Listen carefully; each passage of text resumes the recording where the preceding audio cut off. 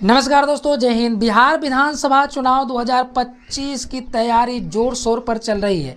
सभी पार्टियां तैयारी में लगी हुई है, लेकिन हम फिलहाल बात करेंगे एनडीए को लेकर। एनडीए का जो सीट शेयरिंग का जो फार्मूला है वो लगभग अब तय हो चुका है। अब किस तरह का सीट शेयरिंग का फार्मूला तय हुआ है हम आपको बताने वाले हैं इस वीडियो में।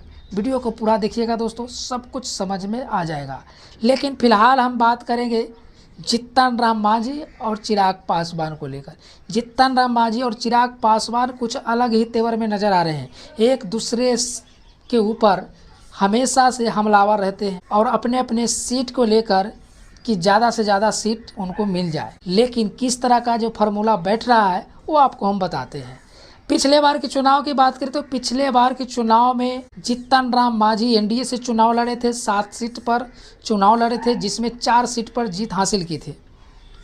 चिराग पासवान की पार्टी पिछले बार 143 सीट पर चुनाव लड़े थे, लेकिन 143 में से मात्र एक ही सीट मिल पाई थी। लेकिन इस बार कुछ अलग ही रूप में है, एनडीए में है और एनडीए से लड़ना चाहते हैं तो मजबूती के साथ लड़ेंगे। उपेंद्र कुशवाहा की पार्टी की बात करें तो उपेंद्र कुशवाहा इस बार एनडीए से है, लेकिन पिछले बार वो 104 सीट पर चुनाव लड़ गए थे, लेकिन कोई भी सीट वो निकाल नहीं पाए थे।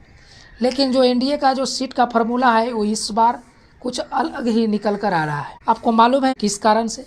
2020 में उनको 20 सीटें मिल रही थी तो एनडीए से वो बाहर हो गए थे, लेकिन इस बार अभी भी एनडीए में है तो 20 सीट पर तो मानेंगे नहीं। तो इसका फार्मूला कुछ अलग ही दिख रहा है। तो जदयू बड़े भाई की भूमिका में रहेंगे तो 102 सीट पर चुनाव लड़ सकती है। बीजेपी 101 सीट पर चुनाव लड़ सकती है। टोटल हुआ 203 सीट, अब बच गया 40 सीट। 40 सीट में तीनों को निपटाना है।